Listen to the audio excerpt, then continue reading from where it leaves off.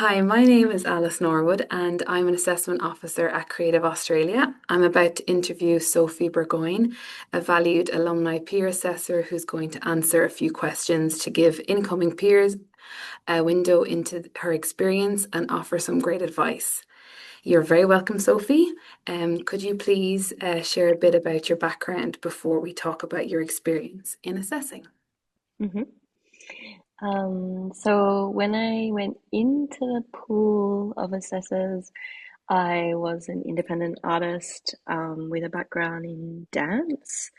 Um, I had lived overseas for many years and returned to living in Lucha, Tasmania. And then by the time I had finished, I had moved back to where I grew up in Bolu, Perth on the West Coast, where I started co-directing a dance organization here called Strut Dance, which is a membership-based organization that exists to support the work of independent dance artists, predominantly in West Australia, but across Australia and sort of the Southeast Asia and the Pacific as well. So I have experience in working in lots of different contexts with body-based arts practices, so in galleries, in theaters, in public space, and also in working in theater and the visual arts as well. Fantastic. Wonderful. Thank you so much. So let's get started on the questions about the assessment process. Could you tell us about what peer assessors can expect when they are asked to be on a panel to assess and the time commitment they need to consider? Mm. Um, I guess because the entire process is online. You have to be prepared that you will be sent a lot of information, both in the kind of logistical aspects of assessing and then in the raw um, application material. Um, I think what I learned pretty early on was that I had to find a method to work through that material. And I will probably speak more about the applications here, which was like, um, how could I get a grasp of each application to get like a kind of a handle on them because you are reading a piece of paper or digital piece of Yeah. paper. So I found that I learned a way to not necessarily start at the beginning of the application, but maybe I might say to myself, okay, this time I'm going to look at the video first of every application or the actual artwork to kind of get my senses into the artwork, and then I Sure. would start sort of methodologically working through the application. And I think that was a great way. And then I guess in terms of scoring, also having your own method in doing that. Like I felt like I had to print off the criterias and have them as physical copies next to me. And then I would work digitally in scoring, but I could reference, what score meant what in the application as I was going, because that's quite a lot to hold in your brain. And then if you're not referencing the criteria constantly, I think the scoring becomes quite abstract.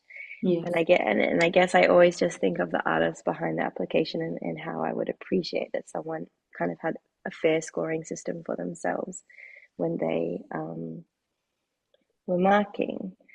Um, so yeah, I guess my biggest thing around the assessing was just navigating the quite a lot of information and finding methods for myself in which I could navigate that and do that in a kind of timely manner for myself.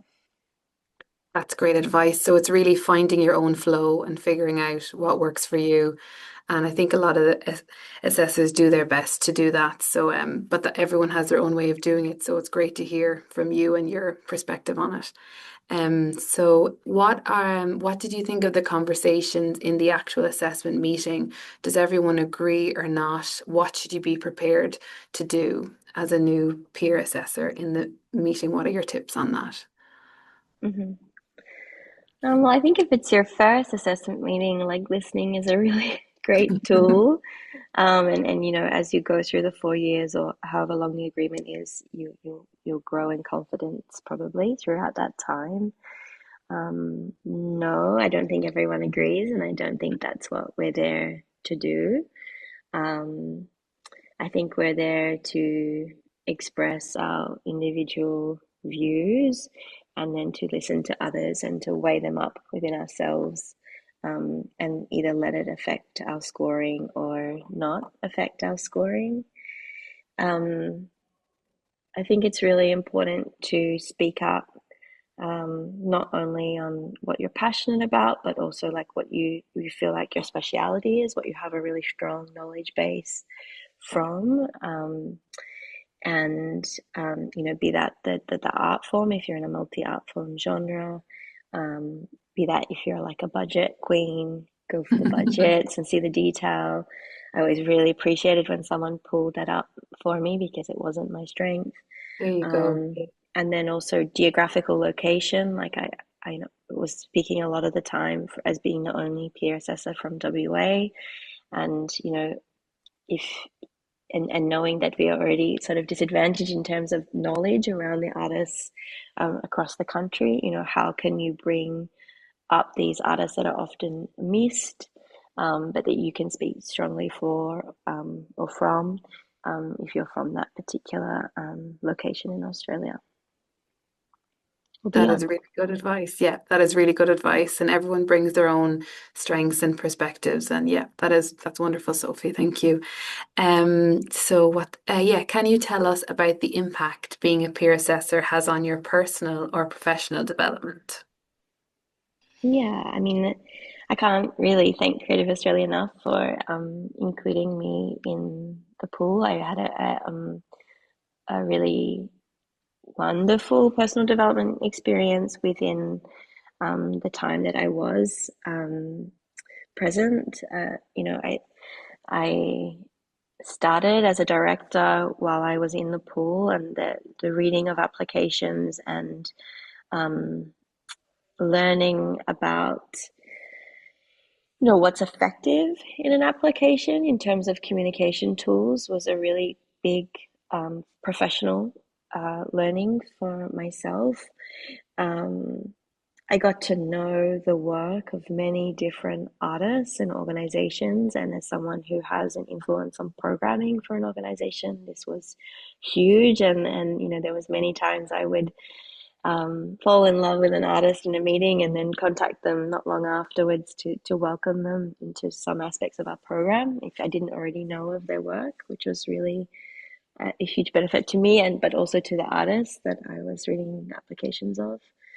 Um, um, I think it was invaluable to listen to people's different perspectives on what was important for them in artists' work, in the day to day and changing over the years that I was in the pool. And then just navigating difficult conversations and strongly disagreeing with someone, and or not strongly, that's very strong, but yeah, maybe Yeah, sometimes strongly disagreeing with someone, and learning how to share my opinion with them in a way that would make them consider what I was saying rather than just kind of throwing some words at them in strong disagreement. So, and that's a you're lot. always meeting new people, you don't know them, you don't necessarily know them. And so, yeah, finding tools to listen and to communicate across diverse opinions was really great.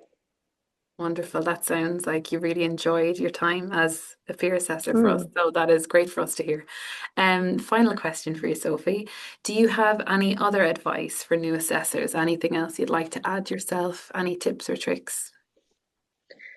Yeah, I think like definitely knowing your strengths and your weaknesses and your biases, Mm, and um, having them up front with you all the time, so that when you know that your biases are coming into play, and how do you try to, we're in an arts community, we're incredibly small, we know a lot of people, um, intimately, like quite well. So declaring your conflicts of interest and then navigating your own personal biases throughout the meeting as well as you can.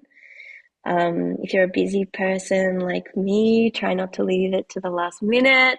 It's not a pleasant experience if you do, and then but if you can manage, a couple of days, like I know everyone's lives are very busy, but if you can, I always think about the artists, and if you have to cram 50 in the day and you're the last in the bundle, like what that would feel like, and you can not possibly give them the attention that you gave the first person on the day. So yeah, trying to navigate that timeline for yourself. And then just like I think note taking is really useful. Like particularly where your strengths are, take lots of notes that you can speak to during the meeting, but then also like the questions of where your strengths aren't. I used to note like quite a lot of questions and see if someone could answer them for me in the meeting, which then took any uncertainties out of my mind about a certain application. I think generally I found in a meeting I was always matched. My weaknesses were always matched by someone else so that you can really rely on the group to make the Great decisions. to hear. I'm glad that you had that experience. But Sophie, that was fantastic advice. Thank you so much. I really enjoyed this conversation with you, and I'm sure a lot of the peers, the incoming peers, will enjoy watching this video and learning all of those things from you. So I really appreciate it. Thank you so much. And have a lovely day. And I appreciate your time. Thank you.